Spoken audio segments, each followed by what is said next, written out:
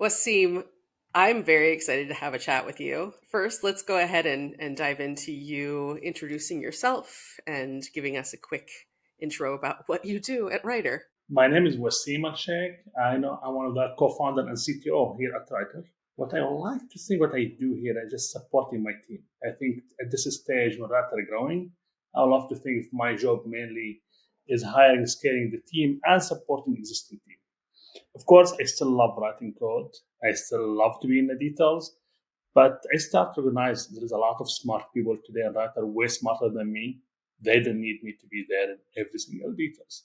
I still do, never stop me. I still sending code. I still write stuff. They still rejecting my changes. It's totally fine, but I still do it. One thing that we always ask everyone first off the bat is tell me about the first time that you encountered AI, and please define that however you immediately define it. In the old days, we've been calling it something else, call it machine learning.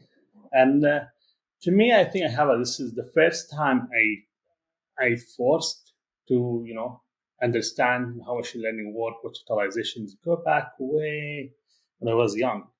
So I born in Syria, south of Damascus, in the mountains. At 18, I was very passionate about computer science.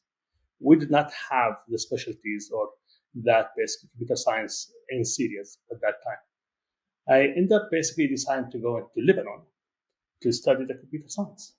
And then it was a nice surprise to me in my way there and start applying, trying to figure out how I can actually study that literally everything in English. And to put it in more context, at that time, English was not the most focused in the school where I came from.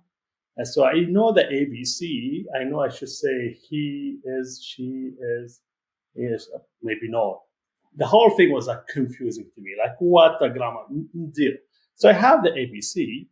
I know how to write them. I can read them in general. I know the basic word.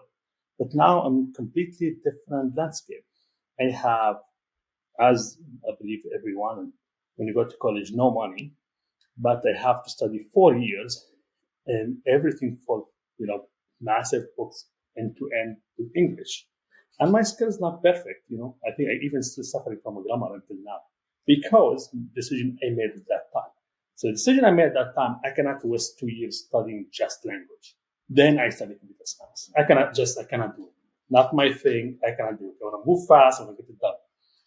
So I end up basically study for 6 months. And for the rest of 6 months, I just said, I'm going to the college. And of course, I was hit by skills that I cannot read fast. I cannot keep up with the whole thing. Now that takes us basically to the whole machine learning. How we can solve this issue? How I can solve it myself? So I end up writing the first summarization tools by myself. It was pretty simple, rule based, did not work. It's failed. I know how I know it's failed because I used that tool to summarize a few courses. And when I ended up studying all the summarization and went to the exam, was not great. So it's like, we have some kind of feedback loop here. I can actually adjust the project. I went back and I started actually working more statistical models. I spent 3 months basically building more, call it advanced at that type summarization system. And I start getting better result. Better result meaning every time I summarize the course, I study all the summarization. When I go to the exam, I'm getting better result from there. 6 months later, I believe I have something very good because I start getting a lot of A's across the board. That's what I did. I finished the whole 4 years between two things: working in a restaurant, saving money, and the rest of part improving the software and study the summary. So from like 1,000, 2,000 page book, I only study like 100 page. And works because I graduated with very good degrees at that time and was perfect. And to me, it was a big change. Same thing like using this kind of language tools, NLP tools, to really help you go through like real work, like real problem, personal problem, was a big thing. So I doubled down on it. I actually, at that time, I took everything I wrote it and I published it in GitHub as an open source project, Apache 2 license. And I start second type of projects, basically to also support summarization for other languages.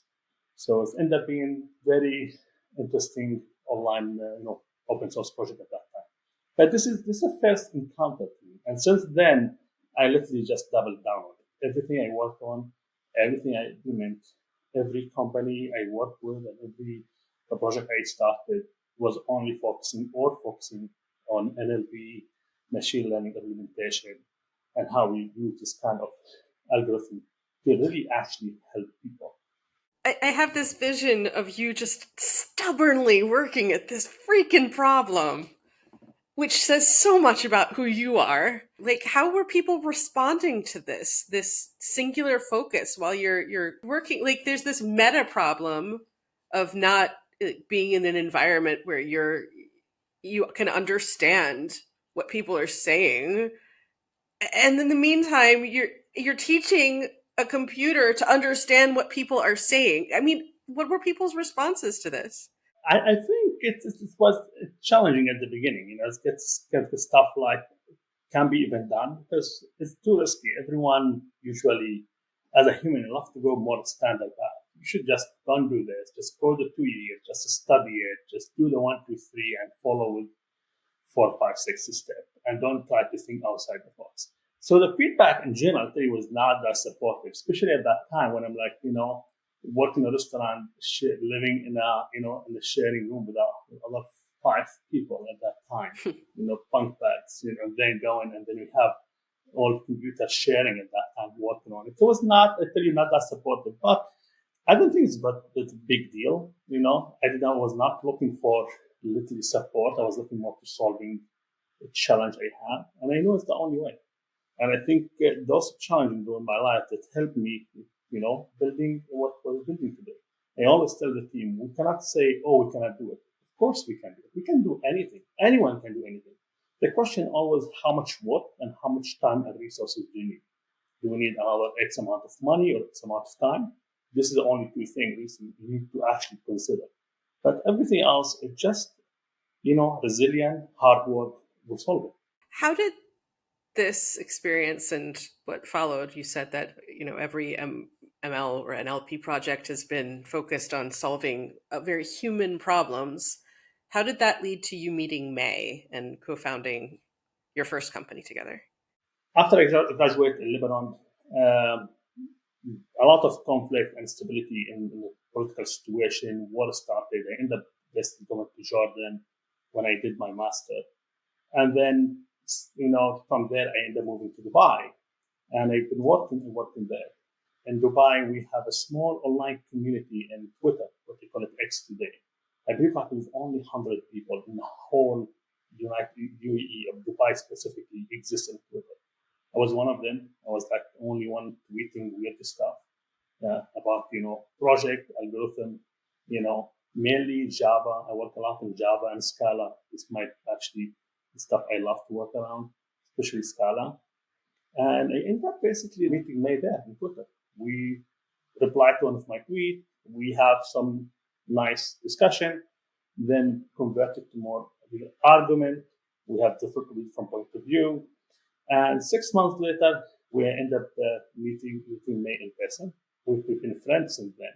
Part of this, we've been discussing actually our best, how we think about the new project implementation.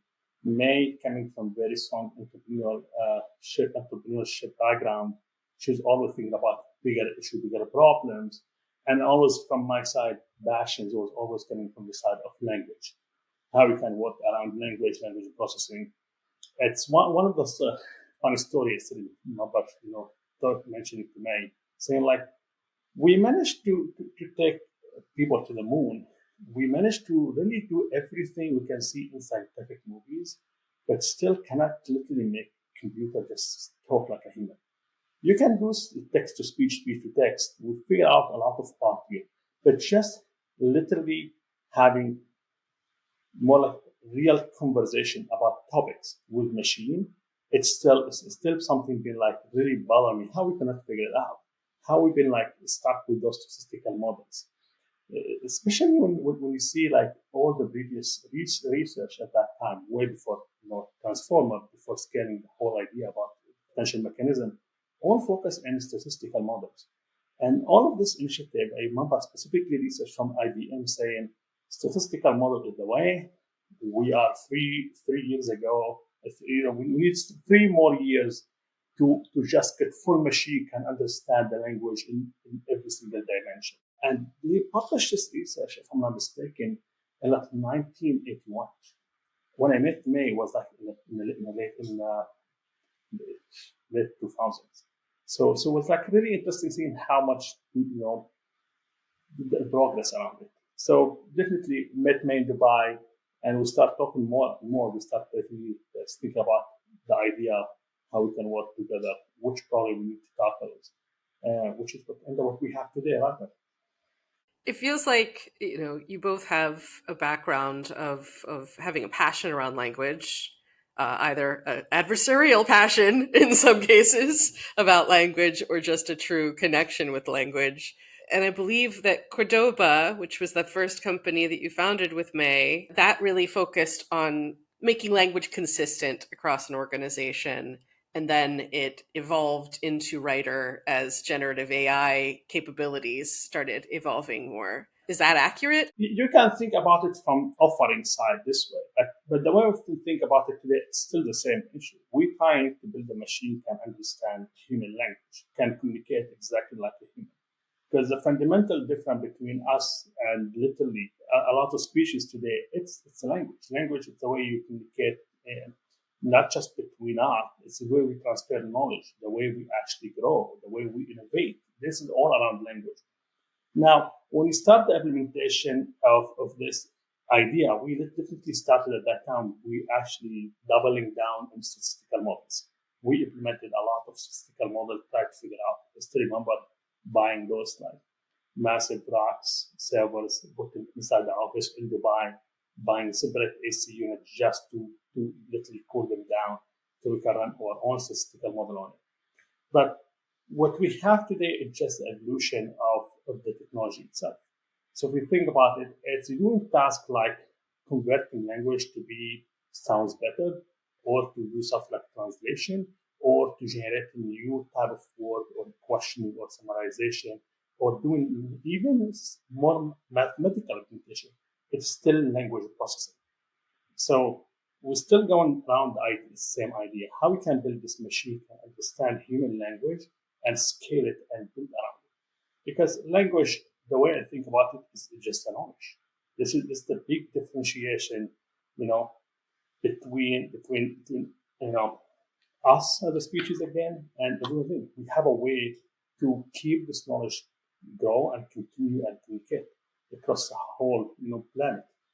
So again, you can think about it in the use cases you mentioned, which is that how we started the offering. But at least from the way I think about it, it's just been building up these technologies, using statistical, moving to more complex implementation, using the early version of the P5 decoder encoders, scaling our own decoder models, full attention mechanism, and what we have today at Writer, which is even building our own flavor of transformer. There's so much hype around the consumer individual use of generative AI.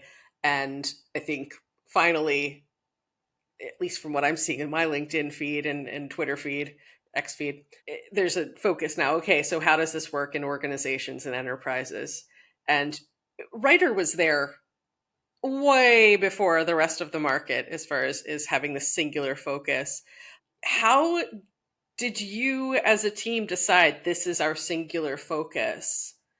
This is where we're going to bring real solutions. And also, let's recognize here are the big challenges of bringing these solutions. I will not claim here. I woke up one day and the idea came, after drinking a nice cup of coffee, I figured out everything. This is not what happened. What really happened for us was a journey of just discovering, staying very, very close to the customer and listening to them. And we always, we don't hear a lot, saying this a lot in our sales team, our implementation, customer success, or even our engineers. We always say Writer is a solution oriented. There's a million tools exist in the market can do same or more cool stuff. We're not just building tools, we're building solutions. And our customers, they should have the ability to use it. And it's a question we always ask ourselves when we build a new feature, when we train new models. What use case? Why are we doing it? How our customer could use it from day one. This is how we can actually focus on building the whole company. But the whole idea, staying literally close to the customer, listening to the customers. Everyone should listen to customers. Engineers, sales, support, customer success. Everyone, no exception. The idea of protecting my engineer of the customers, you're not protecting anyone. I don't believe in. I happen to call the customer, even at this stage of the company, and I need to continue to stay close to the customer. May, she's literally with almost like with all our customers, she keep close eyes, she care about them, she communicate. Because basically we can't provide solution. And providing solution is not just the software, it's a whole package. From how we implement it, how we deliver it, how we train the customer, and how we communicate with them. So, but listening to the customers, which I'm totally aligned with, but there's a lot of noise when it comes to listening to customers too. So how do you decide what challenges are worth tackling first and pouring resources and your team into focusing on solving them? And really, Waseem, we work so fast. How do you decide, okay, we're going to run towards this problem? Yeah. So staying close to the customer and building solution oriented, it's a key. But you still have to focus on the vision. And we need to make sure whatever we're solving is around the vision. Like, for example, today at Rata, can we build basically text to image models and do resizing and we'll be editing images tools? Sure, we can. I have a lot of smart engineers. We can get it done. If this is what we want to do, even if the customer asking for, not really. The question go why? Because it's actually not our vision. So we go back to actually what our vision. So whatever we're solving and how we solve this issue and listen to the customer is always guided by our vision. We have the vision how we transform work. We think about it coming in a few stages. We saw the early stage 4 years ago when we started implementing what's called AI assistant use cases. Today, I believe we are in a more human in the loop use case, more or less. And I believe soon is going to move it to the third stage when human will be more supervising the AI. And this is how we think about transferring the work. We think basically getting everyone in those organizations with a higher productivities. So from tools as assistant, you could see 10 to 20% increase productivity. To human in the loop, you could see 30 to 50, but until you start human supervised agent or AI application or use case running at scale, until you have this stage, like this is what we Writer today working toward of, you're not going to see the 200, the 500, the 1,000% productivity increase, which is, this is go back to basically our vision. We need those machines to be thinking like a human, close to the human thinking. We want them to be guided by a human to help us increase productivity, transform work. So continue with the vision and definitely help our customer understand our vision, big part of it. But we go to first principle. You don't just go in a closed room, you close the door, say, I'm going to meet you in 6 years or 7 years. You cannot run a business in this way. You have actually to have the steps. You can have the implementation and the vision, how you get there. And at the same time, you guide your customer on this vision and you make sure whatever you're building, customer could use what we call the solution-oriented focus. What are some of the big challenges that your team has encountered that has just either driven you up the wall or just the same way that you tackled and stubbornly fought your way through in that first project? We face challenges every day. We rarely get to this issue like, driving through the wall. Like, there's a lot of challenges most of the time we cannot solve, but does not mean we're hopeless. We can always just put them aside, think about different implementation, throw resources on it later and implement it. But that said, I go back to the early days, to 2020, 2021. when we decide at Writers to continue our journey from building from statistical model to encoder decoder to start building our own models.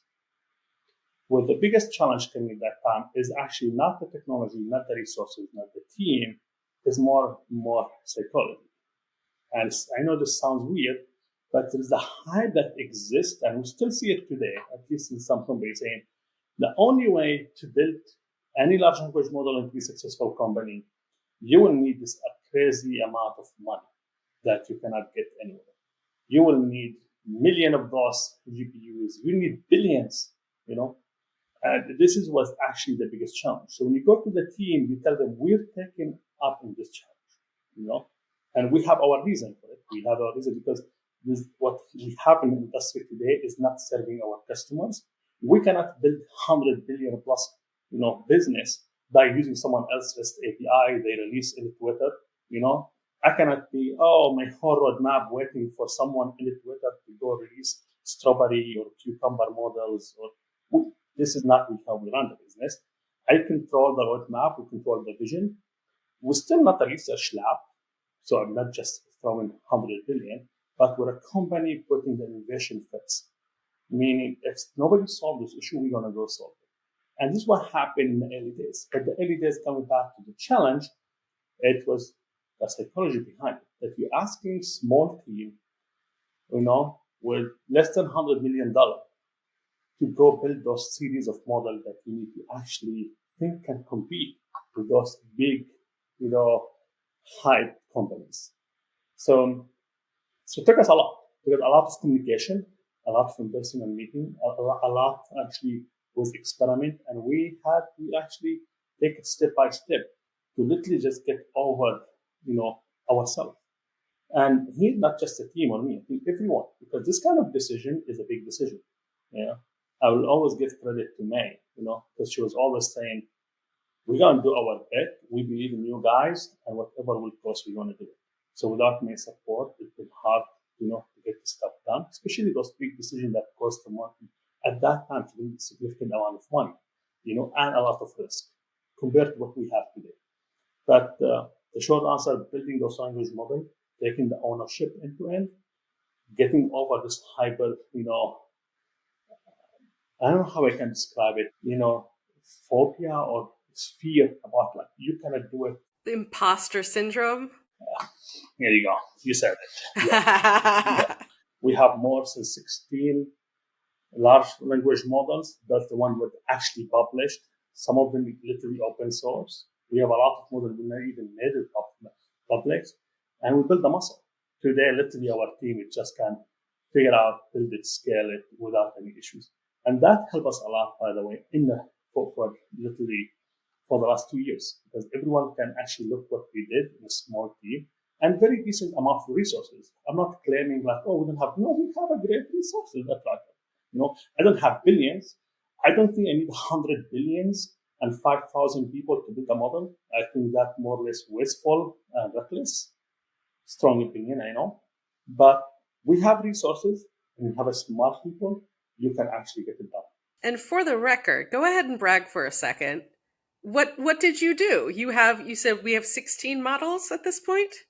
We have more than 16 models. Those are the ones that are public. Our models for the last 3 years been competing with every existing model in the market. I remember last year, our series of model at the smaller size, we've been outperforming the larger models.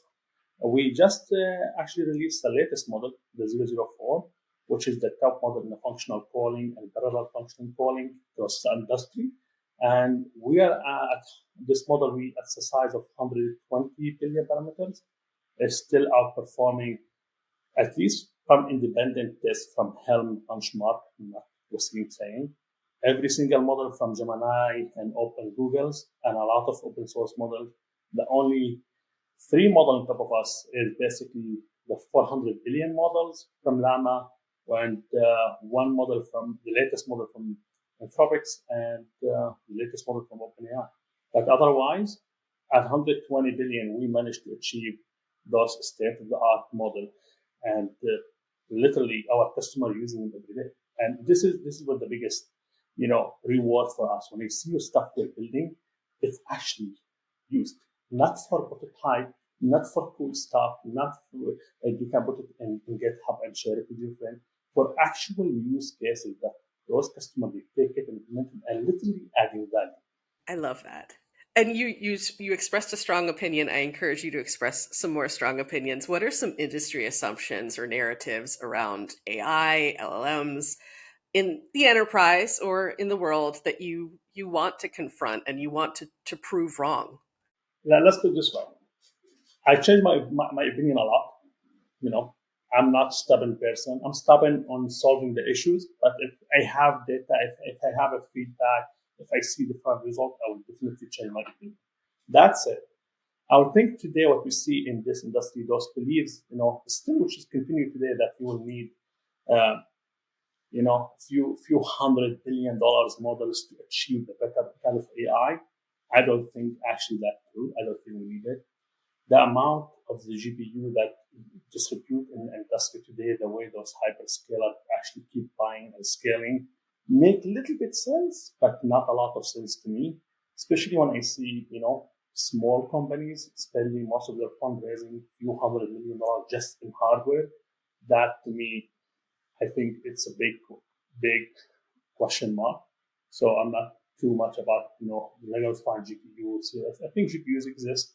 When you have, you could be more expensive if you not be big commitment, but still can find it. Is not actually. I don't think we will need massive model to achieve what we call the AGI or super intelligent. Depends how we define it. I think we need something a little bit different from what we have today. Still could be big, by the way. It still could consume a lot of energy. Like our model today at 120, it's not a small model. It's expensive, big models. But this is compared to what we see in the industry today, the 2 trillion and 1.7 trillion. It's just a huge gap. How do you define AGI? I would like to think about it in stages. I would like to think about AI, how we actually move between each level. You know, from going from like when I mentioned, system could be more assistant to human to system actually human in the loop and then human actually to supervise it. I believe at some point we need to start seeing this system actually could run without supervision. And the supervision could be literally coming more from the other system, from other AGI. So this is how we, I think, scale it. They always tell the team, I think there is one thing, if we crack it, is this what's going to be the differentiation, which is system can reason. Now, reasoning, it's a big word that everyone talk about in those days, but the way we define it here at Writer, and I always be clear about this one, like, can we actually build system can basically do two specific tasks, self-organize and self-assembly, and can do it always in a correct way at scale. So this is how we define reasoning. I think this is when we achieve this kind of technology, we can actually self-organize the task and self-assemble those, tasks at the scale without errors or with minimum errors. This one we can say we're achieving AGI. We still have a long journey to get there. Those systems it's still tricky. We don't know if they're reasoning or not. Because sometimes they're reasoning, sometimes they look just guessing. So we still try to figure out where we're standing there. But AGI to me is more the whole reasoning, which is defining the self-organized self-assembly. And we don't want to achieve those kind of things. Can think about it. This system can do anything. Can always assemble the team, can always actually organize it, and can always execute in those tasks. So you are like at the very, very leading edge of all of this, right? You're seeing these things happen before most people do. I would love to hear about some use cases or some, personal projects that you've just tinkered around with that get you excited when you're either seeing our customers or just out of curiosity yourself. I think, staying close to the customer, I see them literally creating those amazing, sometimes simple and sometimes very complex app. Just make me excited how literally apply and affecting their work and their life on a daily basis. And it can give you a lot of example, but I think that the most example that resonating with me, it's with one of those customers we're working with in healthcare industry, specifically in helping claim review. They managed to basically, and was completely, they take the full credit, not us, but just they use our tools. We help them implement the use case. How they figure out actually they could use AI to literally help a human, doctor and nurses, to scale the basically what's called the claim review uh, at an amazing way. It's this company. I'm not sure if I mentioned the name, but they can give you some stat. Before Writer took them 4 to 6 weeks to approve and review claims. We talk about claims, we talk about people life, people literally waiting to get this claim, to approve their disability, to get all the insurance around it. It's just a big deal. And often you need to wait 4 to 6 weeks to get answer, to figure out what they want to do next. Especially people in tough situations, it's a big deal. And everything I've been doing, just have all this internal review and process. When they start using writers, the whole thing just cut a few days. And to me, just seeing this kind of use cases is just fascinating to me. It's like, this is actually like, we're really changing people's life. Maybe we're not seeing it at the end side when we build the models, when we create the tools, when we implement. But when you have amazing customers and all our products, they were lucky we have those, all of them elevated and amazing customers coming and take this technology and willing to put it in the front and adopt very complex use cases on it and put it in the productions. And you can see those amazing use cases, especially when you start touching people's life. Like we feel like we're delivering on a promise. I'm not sitting here and tell you this is other app to chat with your PDF. Cool. Did you change anyone's life? Did you actually do anything different? No. Yeah, chat with your PDF may be nice. Maybe, you make me less frustrated, but it's not. We see this other use cases. We see in healthcare. We also see in the financial services customer. You feel the power of AI. You see, like, we are going to be in better future for sure. What advice, now that you're here, right? And you're going big places, Waseem. Looking back at that kid in the dorm room with 5 roommates, what would you tell him? Let me put it this way. I've been very cautious in a lot of decisions in my life and always think about it more than once. If I go back to to that time, I would definitely advise myself just to be more aggressive, to move faster, across the board. It just double down on my beliefs and where we go. So I always wish I would just move faster. I wish, like, why did I wait to implement the algorithm in a college for 6 months? Why I did not actually go fully in, not for one course, every single course? Why it take us 6 months, day and night, just actually brainstorming about the ideas, why we did not actually go in immediately? Why are we actually hiring and scaling? And I understand sometimes business, could be like you don't want to hire too many people really fast. You would scale with the revenue part of it, but also sometimes we've seen the signals. When you see the signal, just double down, move faster. I can feel that lesson at work.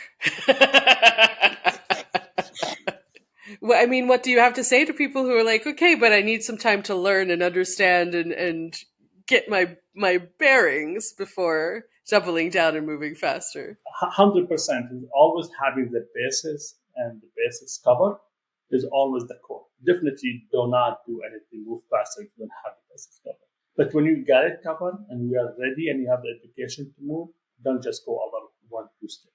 Just go 10, 20, 100. You know. So I will definitely just get more aggressive. I will go faster. Again, we're not going crazy. We're not playing, poker. We're playing actually the scale. You have signals. You have the knowledge. You can see how the direction going. Sometimes being extra cautious could be actually double stopping. Could be that imposter syndrome that we were just talking about. Here you go. After having this conversation, do you think that there's a theme that's been popping up? I know. You tell me. What are you seeing? Well, I mean, that imposter syndrome, I think, is a theme that's been popping up as far as that's what holds people back, is that psychology of I'm not the person for this, right? We're not the team for this problem. When in fact, no, if you're considering solving this problem, then you're probably the person to do it. Definitely 100%. It's 100%. And always, when you go in interviews and meeting, smart people, And luckily, we have a lot of sweet, smart people around us, and always been, the first thing I tell them, here at Trackers, we don't say we cannot do it. We can always actually get it done. And we go back to I said it before. The questions, how long and what resources do you need?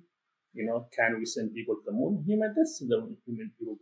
The question, do you need like 16, 1700 software engineers and other hardware engineers and other few hundred million to do it? This is more the question. It's not, no, we cannot do it. And we're seeing today this amazing startup doing amazing stuff, not just writers, within web and a small company obviously always achieving bigger than huge, massive companies. So I definitely agree with you. Then the whole thing go back literally just the belief. Yeah. Believe in yourself, in your team, and work hard, always paying off, always. Anything that we didn't discuss that you think we should cover? Nothing specific. I think something just worth mentioning. It's a culture at Writers because it's a big part of it. What helped us to be like creating a big company today, and this the three values today that we emphasize with the team. This we connected challenge on. It's actually been big. Have a big effect on the whole team. You know, we with those three value connected challenge on. It helped us a lot to scale. It helped the whole team to think in a very, very similar way, and help us basically achieve and take to take big project and deliver on those projects. So definitely the culture attractor was the biggest part of it, and always tell the team you can build the product, you can clone the product. Product is only 20% of the whole company. Having the people, having the team, make sure they have the similar or same values. It's a core. It's how you can scale because it's a lot of hard work. Is not something that you can disconnect with. We love to think about it. We are disconnecting, but I know my engineer. I know everyone in writer today. When they go home, they go on the weekend. They're not disconnecting at this minute. They keep thinking what we're doing, how we're doing it. I see them communicating with each other. Nobody even asks them. And sometimes I have to go online and tell them like, "Why are you freaking online? It's a weekend. I don't want to see you online." It's like, "You sure?" And then I see them like they have a separate thread just talking about it. So to get this team, to get this actually people really trying to build something unique, you need to have shared values. You need to have shared value. And those three values been paying off big time for us. Connect, challenge on. Something that I love about working at Writer is seeing, regardless of what your role is, regardless of what team you're contributing to, that's something that influences everyone. And we recognize those values across teams. We will point that out and give shout outs internally to our APD team of saying, you've shown brilliance. You're connecting with our values. Thank you. And as a marketing team, it makes us a lot easier to kind of amplify those values out into the world. So thank you for driving that. Thank you.